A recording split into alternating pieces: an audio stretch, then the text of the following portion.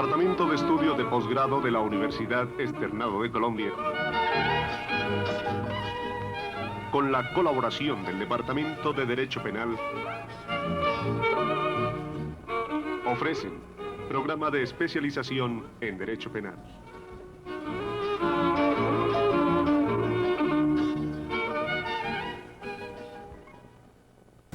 Normalmente no se ha hecho ninguna evaluación.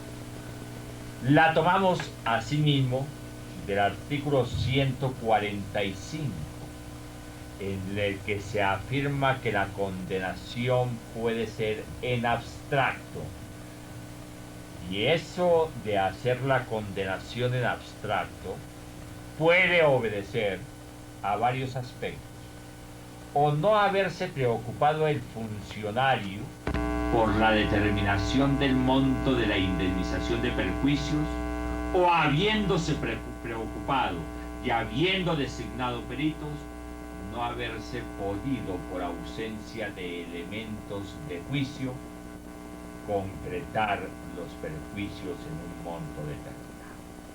Pero la norma 145 permite sostener que se pudo haber llegado hasta la sentencia condenatoria sin que existiera avalúo de perjuicio. Así mismo, puede ocurrir que con base en el artículo 140 del Código se llegue a afirmar que se solicita el desembargo en caso de exceso, porque bien pudo ocurrir que el juez decretó embargo y secuestro de bienes, hubo exceso en la medida cautelar y ese exceso pudo perfectamente presentarse porque no había una base que se tuviera en cuenta, o sea, no había un monto de perjuicios cuando se hizo el embargo y secuestro, y por eso se pide la reducción de ese embargo y secuestro. Asimismo,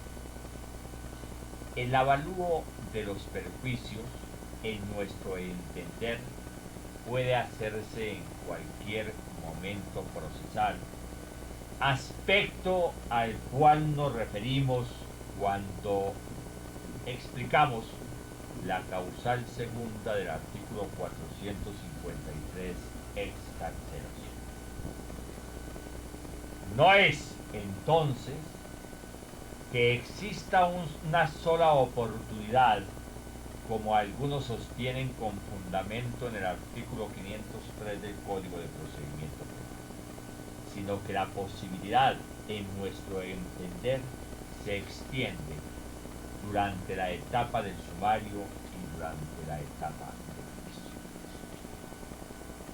Surgen dos problemas más que consisten en los siguientes. Puede decretarse embargo y secuestro después de la sentencia condenatoria, cuando la condenación se ha hecho en abstracto y la persona perjudicada presenta demanda de regulación de perjuicios. Y un segundo aspecto, puede darse estricto cumplimiento al artículo 29 del Código de Procedimiento Penal cuando existen bienes embargados o secuestrados. Empecemos por el primer interrogante. Se ha dicho, dentro de una interpretación sistemática del Código, que el embargo y secuestro es procedente hasta antes de dictar sentencia. Una vez proferido el fallo definitivo, en caso de que sea sentencia condenatoria, se dice que el juez penal pierde su competencia y no podría tomar ninguna decisión que afectara bienes de la persona sentenciada. Sin embargo, creemos que debe distinguirse. Si se presentó demanda de regulación de perjuicios dentro del término previsto en el artículo 145 del Código de Procedimiento Penal, el juez continúa con competencia para definir lo concerniente a la regulación de los perjuicios. Demanda que, como sabemos, se tramita como incidente y se aplican las normas del Código de Procedimientos. En consecuencia, ¿qué ocurre? En el caso en que la demanda haya sido presentada oportunamente, que la sentencia condenatoria desde el punto de vista penal contenga la condenación en abstracto por perjuicio y no existen bienes embargados o secuestrados porque no se pudieron determinar dentro de su. La pregunta admite la doble respuesta. Bien puede el juez afirmar que él no puede decretar embargo y secuestro de bienes, así quien haya presentado la demanda de regulación de perjuicios demuestre y diga cuáles son los bienes que están en cabeza de la persona sindicada. Y seguramente va a sostener la posición negativa el juez, afirmando que su competencia para tal efecto precluyó una vez que dictó la sentencia condenatoria. Puede darse la otra posibilidad a la cual nos inclinamos. O sea, que pensamos que en el trámite de regulación de perjuicios hecha por el juez penal conserva la competencia para embargar y secuestrar. ¿Cuál la razón para respaldar esta tesis? Si el Código de Procedimiento permite embargar y secuestrar bienes frente simplemente a la probabilidad de que el sindicado es responsable del hecho, o sea, con una mínima prueba de responsabilidad, testimonio que ofrezca serios motivos de credibilidad o indicio grave.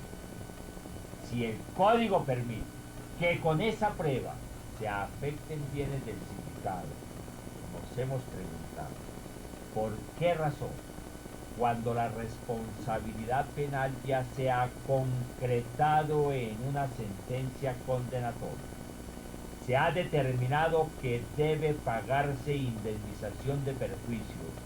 ¿Por qué motivo, con base en esa sentencia condenatoria y en el trámite incidental de la regulación de perjuicios, no puede embargarse o secuestrarse bien? Nos parece que no hay una razón lógica jurídica para sostener la tesis negativa. Resulta más operante, más jurídico, afirmar que existiendo la prueba contundente de responsabilidad, plena prueba, que son los presupuestos para dictar sentencia condenatoria, debe en ese momento, si se presenta la demanda de regulación de perjuicios, ante la existencia concreta de responsabilidad civil y de la responsabilidad penal, debe el juez penal, por conservar todavía competencia, si se denuncian bienes, embargarlos y secuestrarlos para poder, cuando se concrete la indemnización de perjuicios, asegurar el pago de esa indemnización. Diferente es el caso cuando la condenación se ha presentado en concreto, o sea que el juez en la sentencia ha determinado el monto indemnizatorio, porque en ese caso, proferida la sentencia condenatoria, ejecutoriada esta decisión jurisdiccional, el juez penal pierde competencia para efectos de embargar o secuestrar. Porque Ya cualquier trámite subsiguiente corresponde adelantarlo ante el juez civil con base en un juicio de ejecución, y el juez penal se limitaría, en tratándose de bienes, en caso de que estuvieran embargados, dejar transcurrir 2 meses y levantar la medida cautelar. Pero si no hay bienes embargados, su competencia desapareció y no sería factible que tomara estas medidas cautelares con posterioridad a la decisión que puso fin al proceso. Por último, y sobre este tema, existe un problema que con alguna frecuencia se presenta en los casos. Y el problema es el siguiente, que hemos enunciado con anterioridad. Cuando se condena a la persona y se le concede el subrogado penal de la ejecución condicional de la pena, ese subrogado penal queda supeditado a que se cubra los perjuicios que ha ocasionado. Esto significa que ordinariamente el juez, cuando profiere la sentencia y por darse los requisitos de la suspensión condicional, da un plazo a la persona sentenciada, en vía de ejemplo, 3, 4, 5 meses, para que dentro de ese lapso cubra los perjuicios. Y en caso de no cubrirlos, se hace efectiva la sentencia, o sea que se revoca el beneficio de la suspensión condicional por no haber cubierto los perjuicios en el término que el juez consideró prudente y debe cumplirse efectivamente. Sobre este punto debe hacerse una distinción, y la distinción consiste en saber cómo se hizo la condenación en la sentencia, sobre o con relación a la indemnización. Porque si existe una sentencia en abstracto, resultaría bien difícil dar un plazo para que la persona pagara los perjuicios que ni siquiera el mismo juez pudo concretar en la sentencia. Pero además de esto, hay casos en que los bienes están embargados. Cuando hay bienes embargados para el pago de la indemnización, no es posible establecer un periodo o un término discrecional por parte del juez dentro del cual deban pagarse los perjuicios. Porque resulta que cuando hay bienes embargados, se inicia o bien un juicio ejecutivo, o si la condenación fue en abstracto, viene la regulación de perjuicios.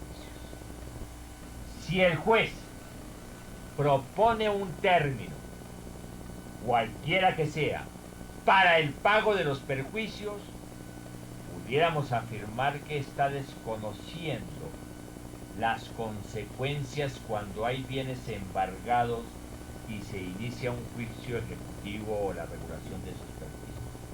Porque el término en ese caso no podría precisarlo el juez, porque ese término depende de la duración del juicio ejecutivo o depende del trámite de la regulación de los perjuicios, que el juez por adelantado no puede decir cuál debe ser ese término.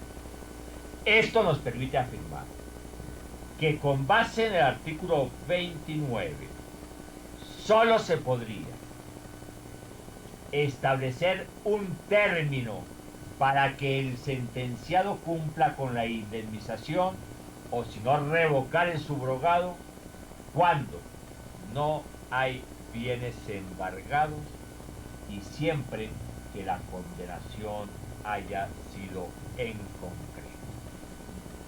Permítame formular un ejemplo de la vida real.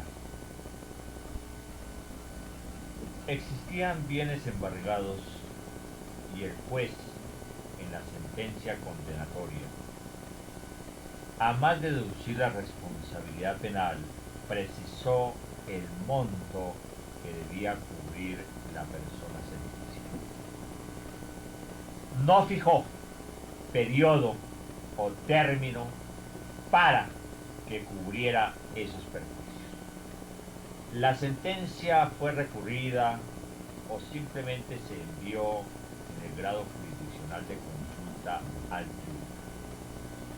El tribunal confirmó la decisión, pero la adicionó en el sentido de que debía cubrir los perjuicios durante los 4 meses siguientes, esto con el fin de dar desarrollo al artículo 29 del Código de Procedimiento.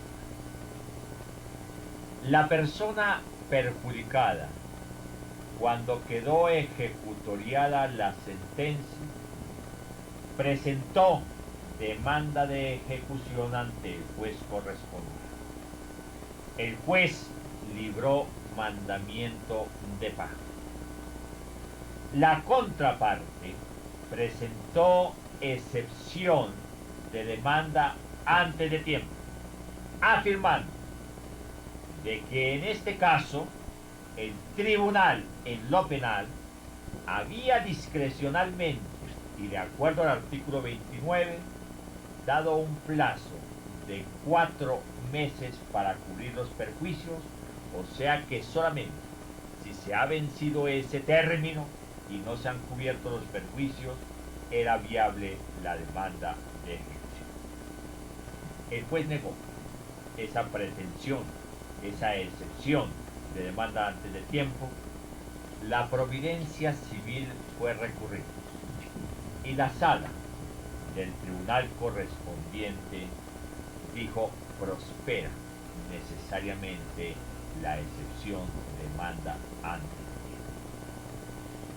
En ese interregno, como era apenas lógico, la persona que tenía afectados los bienes por embargo y secuestro invocó ante el juez penal el artículo 145, manifestando que esa norma mencionada da solamente un plazo de 2 meses para presentar la demanda ejecutiva y si no se presenta se levanta el embargo y secuestro o las medidas cautelares de esos bienes.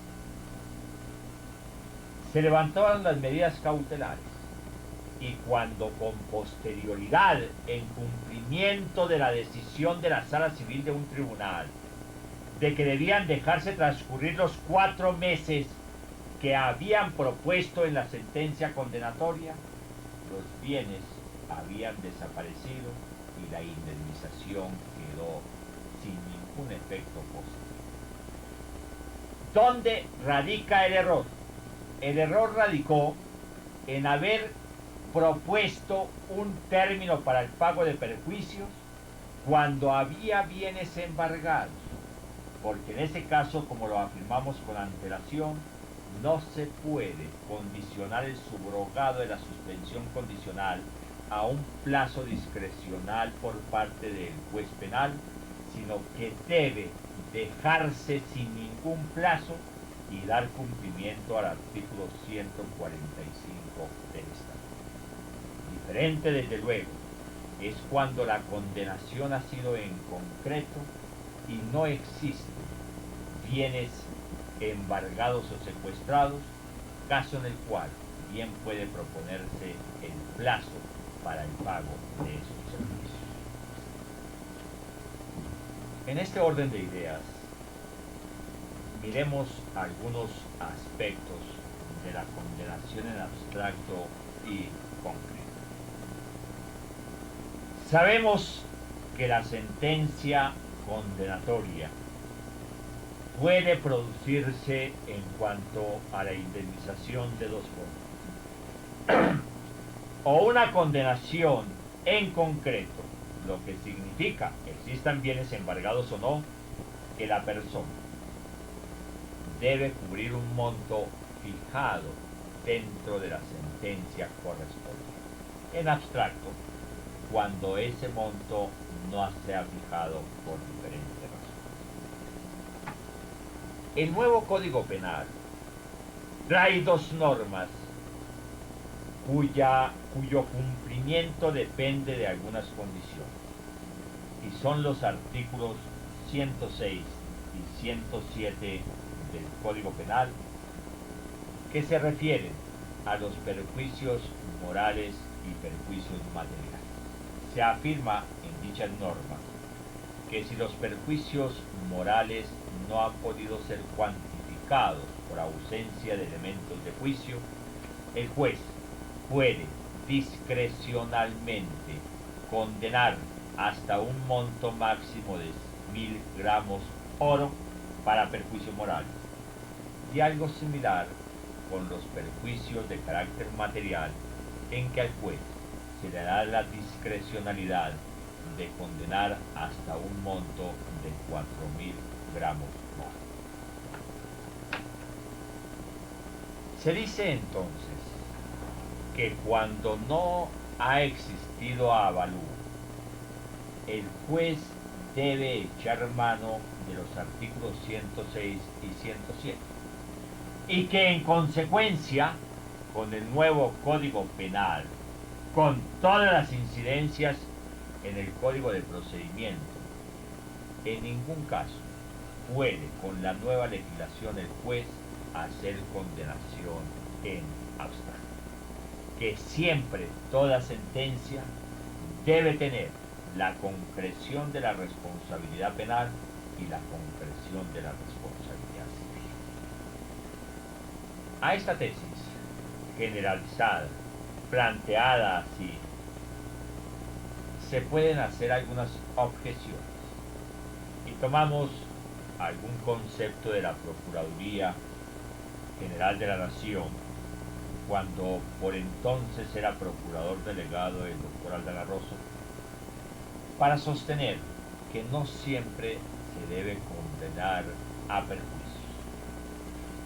El fundamento para decir que no siempre se debe condenar a perjuicios surge de varios aspectos.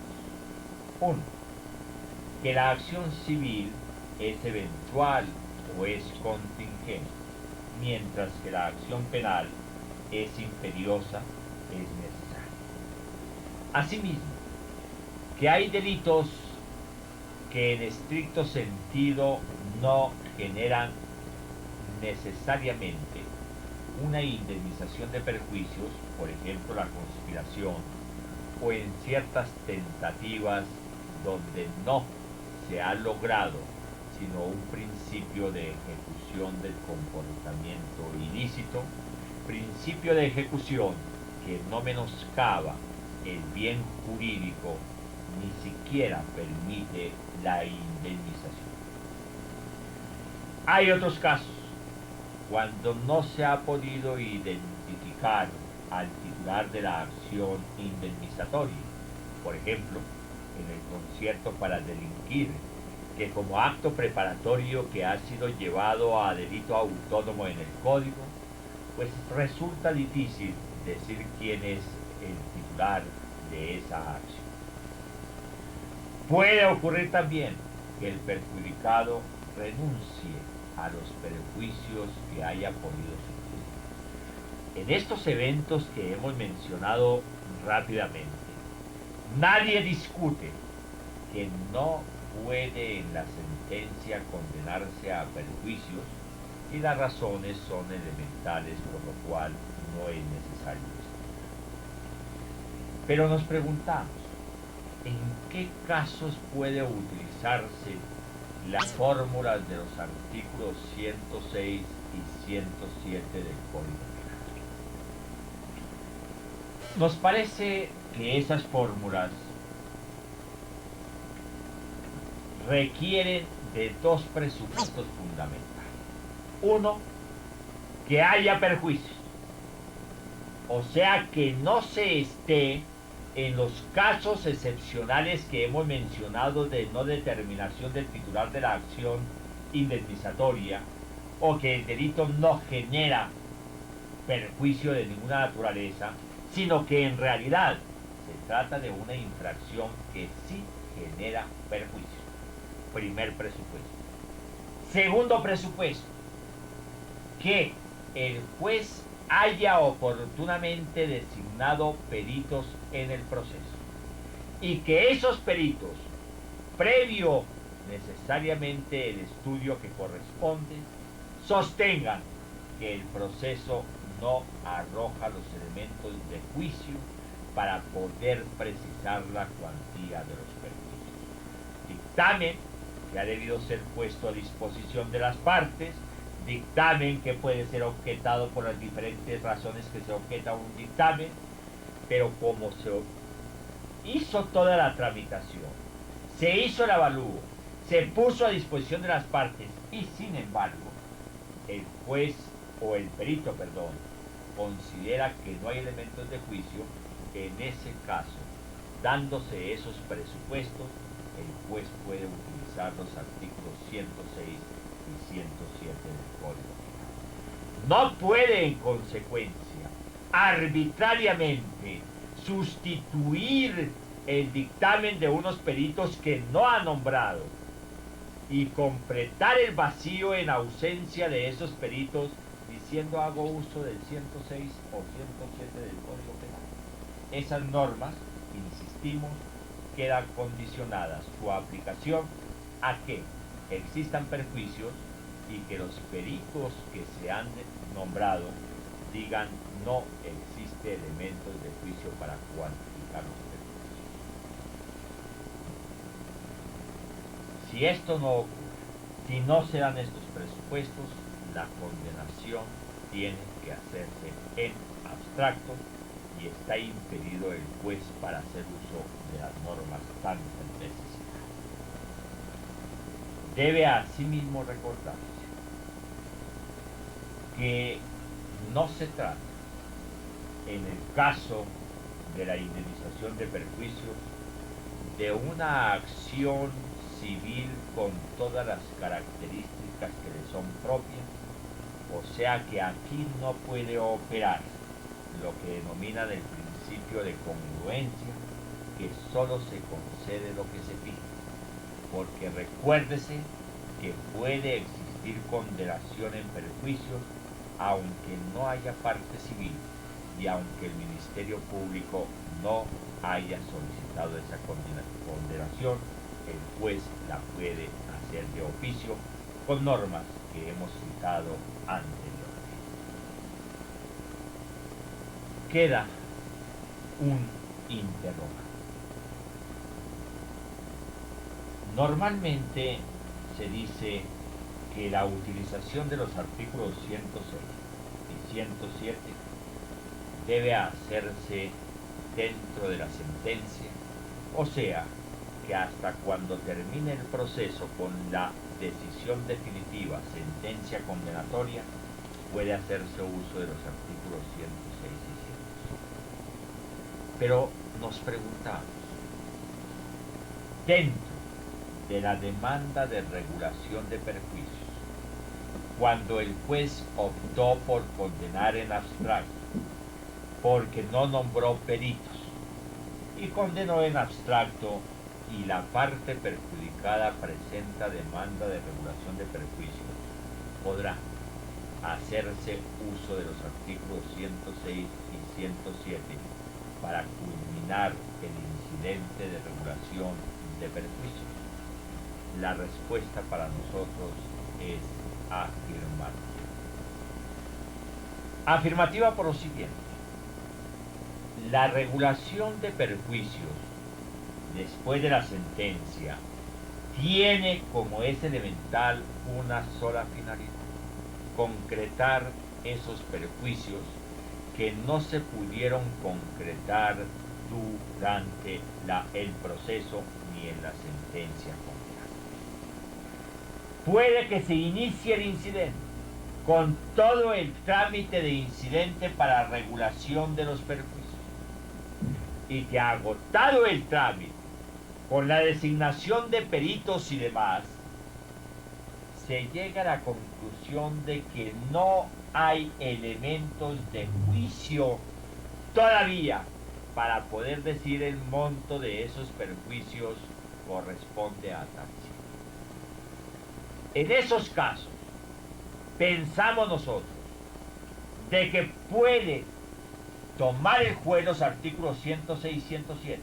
Desde luego que con los mismos presupuestos que hemos mencionado, de que estén objetivamente demostrados unos perjuicios y que las personas técnicas, peritos en la regulación de estos, afirmen que no hay elementos de juicio. A pesar de que el artículo 106 y 107 y tampoco ninguna norma nos diga que pueda hacerse uso de dichas disposiciones legales para culminar el incidente de regulación de perjuicios, creemos nosotros de que si el fin de la demanda de regulación es concretar los perjuicios, por ningún motivo el juez puede nuevamente hacer abstracción o condenación en abstracto y tendrá que utilizar los mecanismos ya propuestos, o sean las dos nuevas normas que trae el Código Penal para cuantificar los perjuicios en gramos oro, hasta 1000 si se trata de perjuicios morales y hasta 4000 cuando se trata de perjuicios materiales. Dos aspectos de suma importancia como resumen de lo que hemos dicho, y es que en la regulación de perjuicios después de la sentencia se pueden en nuestro sentir embargar y secuestrar bienes, y en segundo lugar se puede hacer uso de los artículos 106 y 107 para culminar el incidente de regulación de esos perjuicios. Con estas anotaciones creemos que podemos dar por terminado el tema que nos habíamos propuesto, y que eran las medidas que afectan los bienes durante el proceso y después del proceso, bienes de tercero, el decomiso y bienes del sindicado para la indemnización de perjuicios. En la próxima charla iniciaremos un nuevo tema, y es el referido a algunos autos de importancia y que requieren alguna explicación durante el proceso y antes del proceso, o sean los autos inhibitorios, cesación de procedimiento y los calificatorios de su. Esta sesión ha concluido. Agradecemos su atención. Fue una realización del Departamento de Estudios de Posgrado de la Universidad Externado de Colombia.